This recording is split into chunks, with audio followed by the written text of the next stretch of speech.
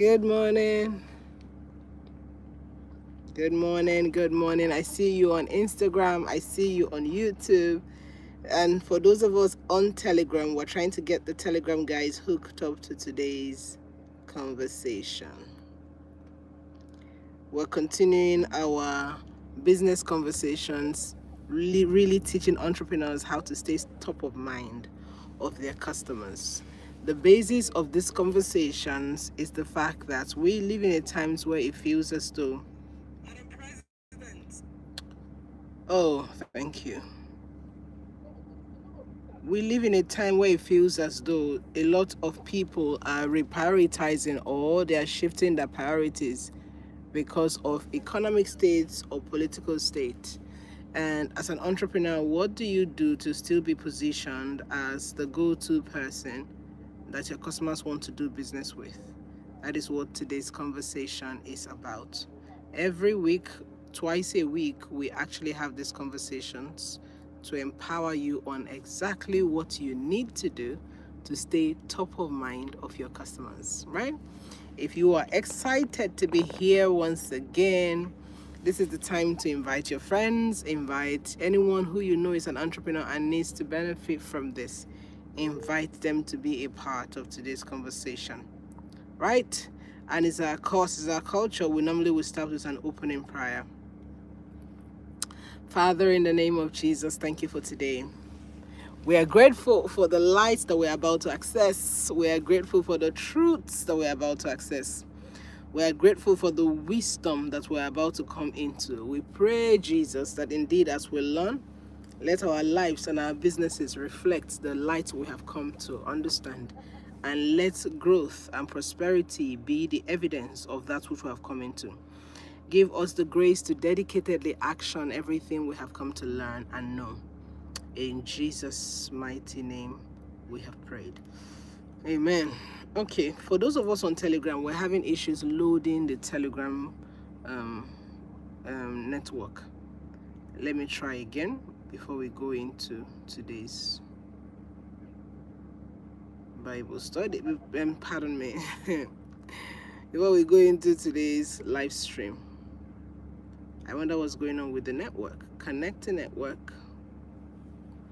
But those of you on IG, I know you can hear me loud and clear. For those of us on Instagram, I also know you can hear me loud and clear. Okay, anyway, oh wow, it's necessary that we get here. Okay, let's try again. Let's try again. Yesterday we discussed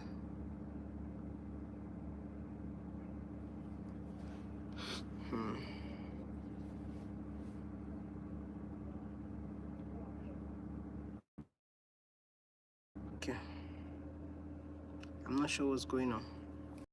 Yesterday we had an extensive study on, the entire process of developing a product, and we taught you that expressly so that you too would be able to learn exactly how to build products that customers will want to buy and continue to buy.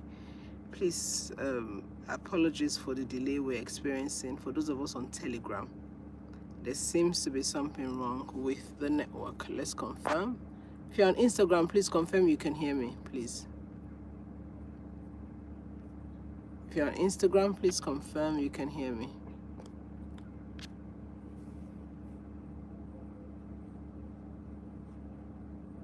Please confirm you can hear me.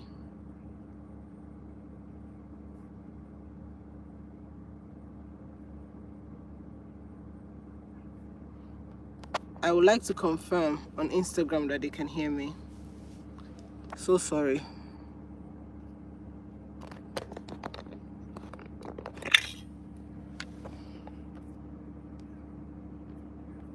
For today, I mean, the network is trying to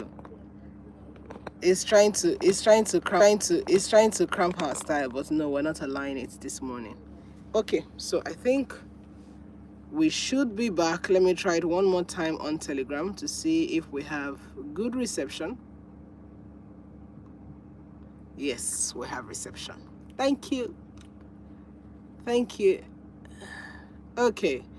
Okay, good morning everyone on Telegram. Sorry, it took a little time. Now I think we are live. Good. Good. If you're part of yesterday's business conversations, can you sort of begin to drop what you learned yesterday? What were your big takeaways yesterday, and what are you going to do differently by just being a part of yesterday's live stream? What were your big takeaways? Feel free to drop it in the comment section, right? Today, we're going to discuss how to develop products for the African market specifically.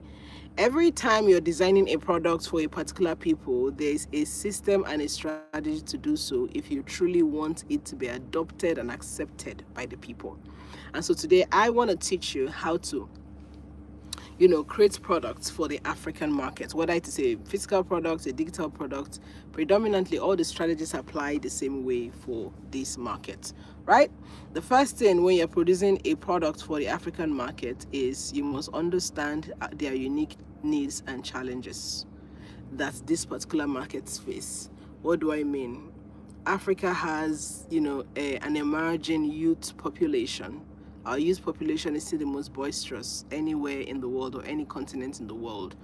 And what that means is the demand of these young people is ever changing, and as long as the products and services fit their ever growing demands, they are willing to do business.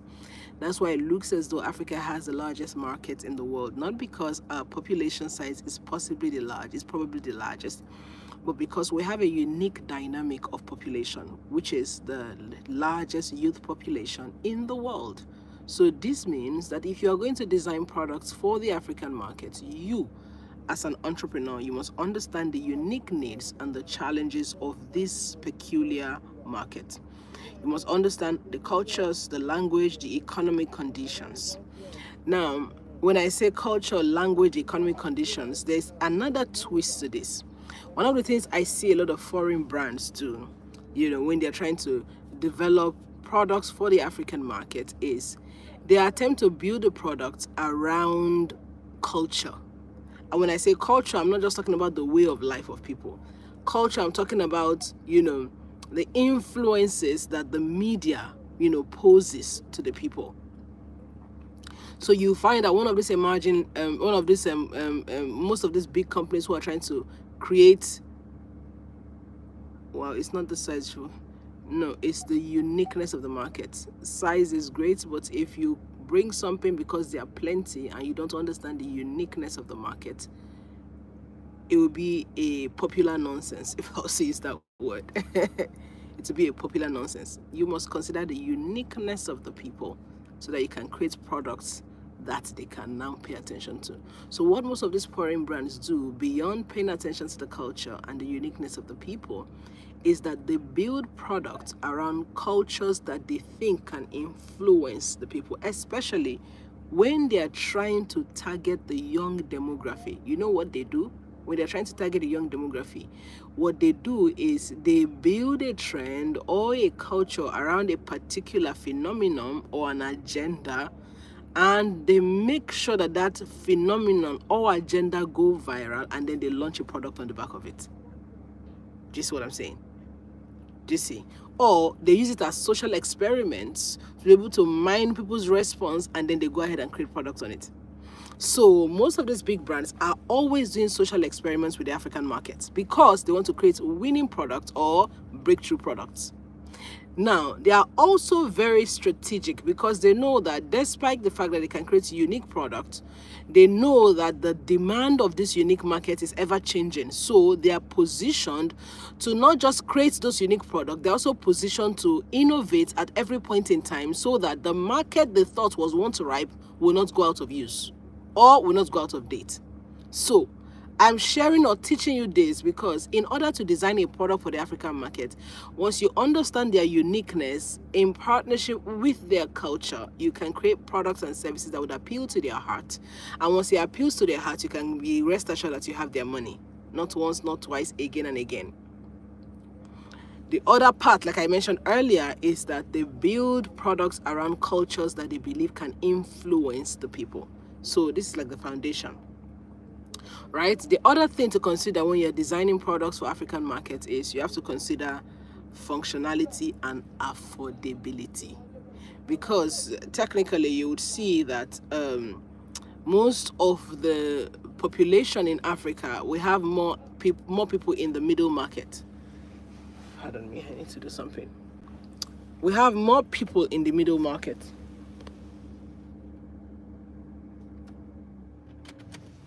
And because we have more people in the middle market, it's important that you prioritize functionality and affordability. As long as it's functional and it's affordable, it means you can take advantage of the large middle market to reach a larger number of persons.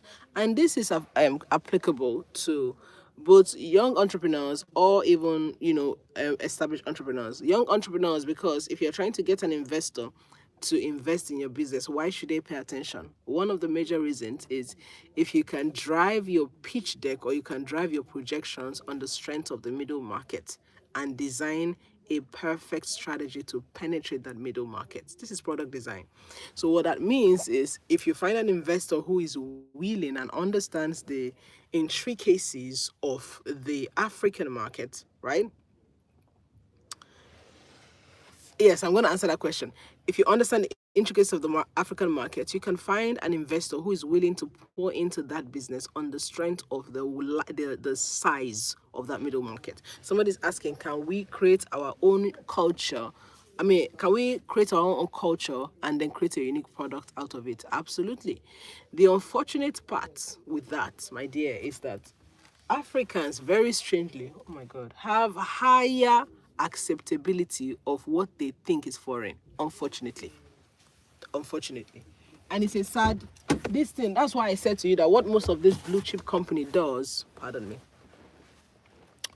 what most of this blue chip company does is that they use cultures that they know they can influence Africans with, and then they build products around it. Because somewhere along our colonization slash post-colonization time, it feels as though we were sold a narrative that once it's outside Africa, it is better than from Africa, unfortunately. So we have a long journey to correcting that narrative. We have a very long journey to correcting that narrative. People are willing to buy more when they think it's, a foreign brand than when they think it's an African brand, even though that narrative is changing and it's changing rapidly, which is what majority of us represent. Our job is to make sure that Africans love to buy Africa and they're willing to stake all they have and do for Africa. Do you see what I'm saying? So that means that yes, we can create our own cultures and build our products around it. It just means that you, who is the entrepreneur, must be willing to do twice as much work in terms of positioning your brand and marketing and sales of that product across the different value chains that exist. That's just the work that the entrepreneur will really have to do, right? The other thing that I believe you can do when you are trying to create products for African market is if you want to put a stint of culture, you must make sure they are willing to do a large number of not PR now, but let me use the word authority building, because you should be able to sell Africa to people if you want to incorporate African culture into your products. Do you see what I mean? You should be able to sell Africa to people if you want to incorporate African culture into your product. The other thing you must pay attention to when you're designing product for the African market is make sure that you take advantage of technology. Africa has a large population of people who are technology savvy. It means that they're looking for ease, they're looking for functionality, they're looking for affordability. That means the moment it is difficult for them to purchase or access, they honestly are not interested. So from your entire design thinking process, you must make sure that you adapt to technology to be able to help them get access to the products easily. And one of the things I always suggest is to use local websites. Yes, use local websites, local apps, local payment systems.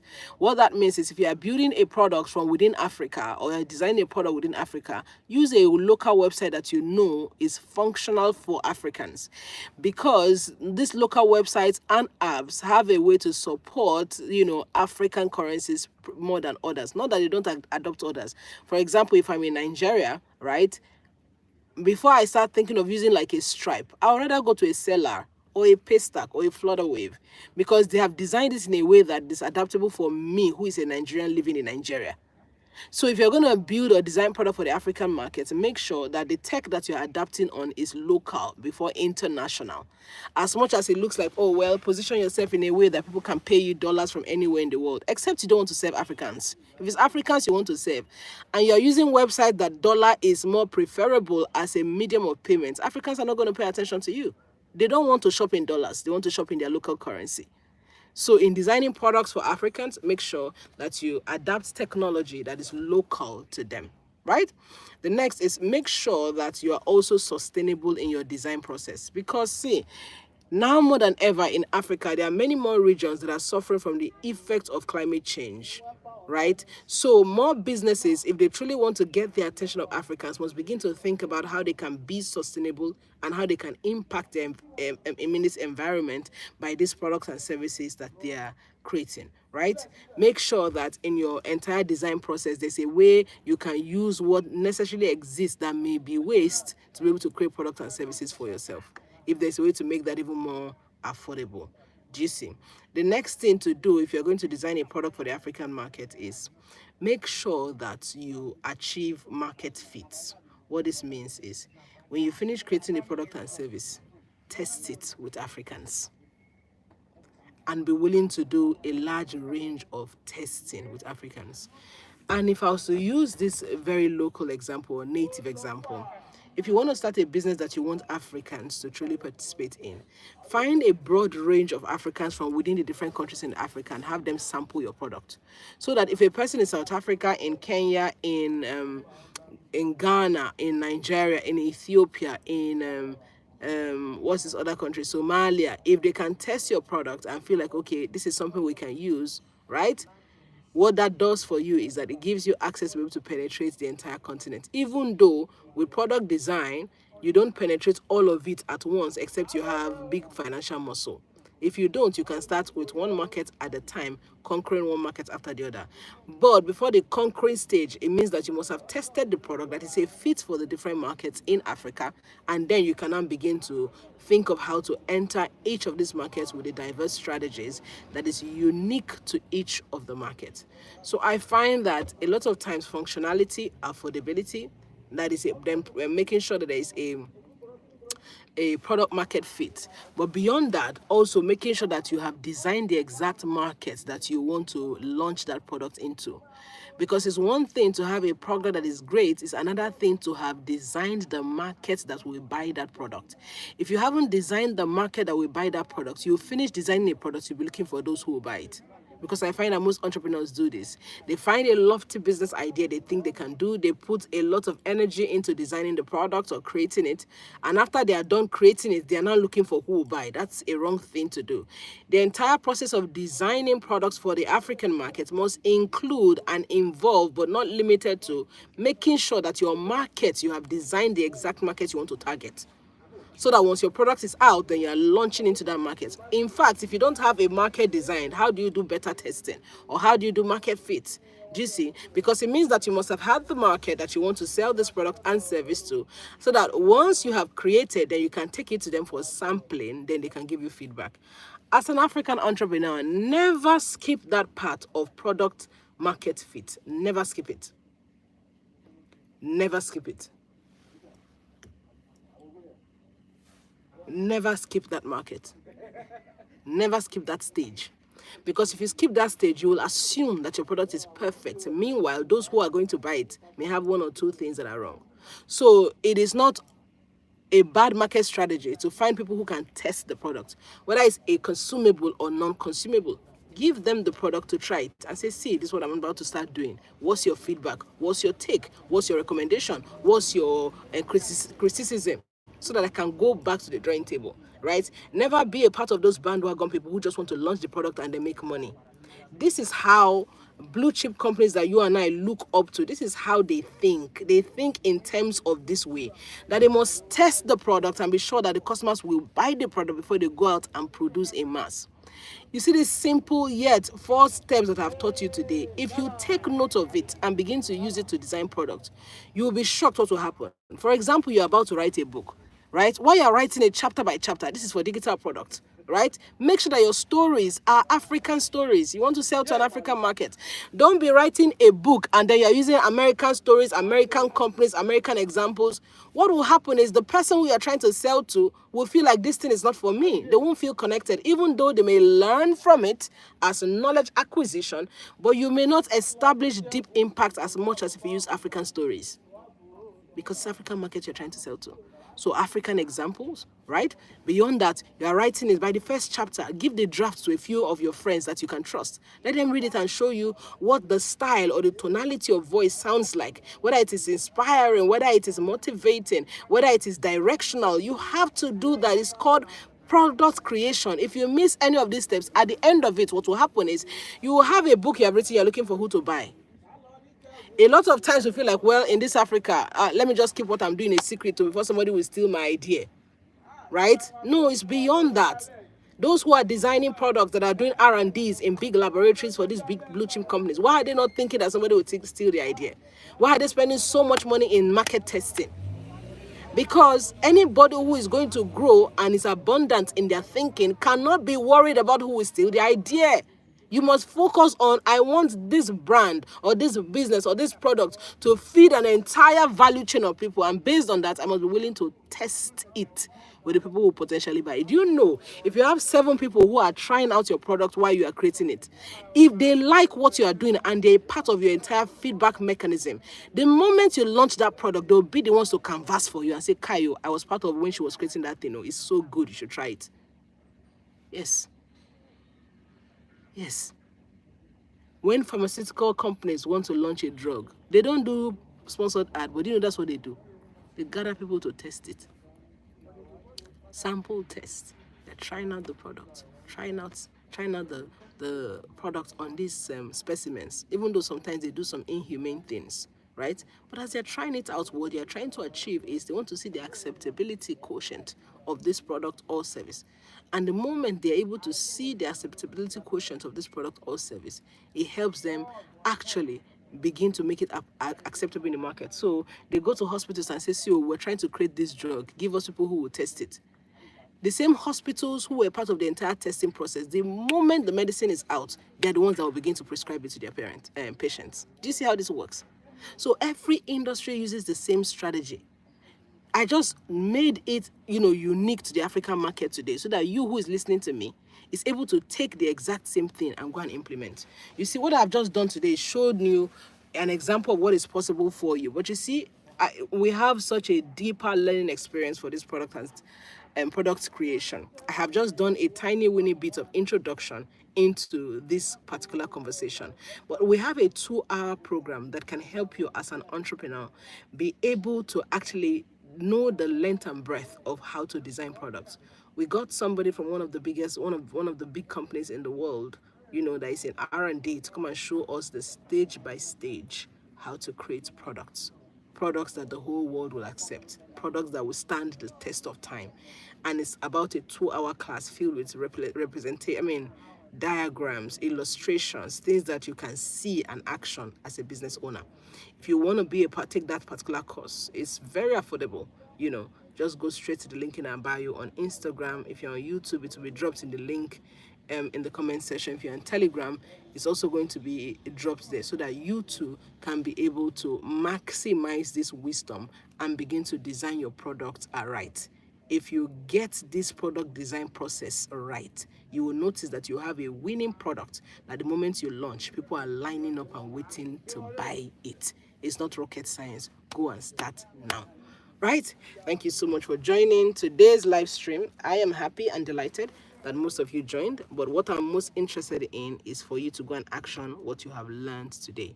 May God continue to give you the grace to be an executor of the things you have learned. God bless you.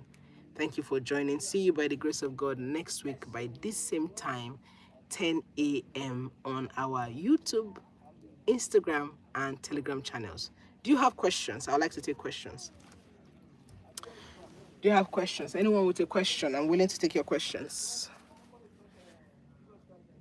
If you have questions, what you can do is drop a chat in the comment section of this chat of this live stream, whether you're on YouTube or Instagram or Telegram, and then I would answer the questions so that you can see it and catch a replay. God bless you.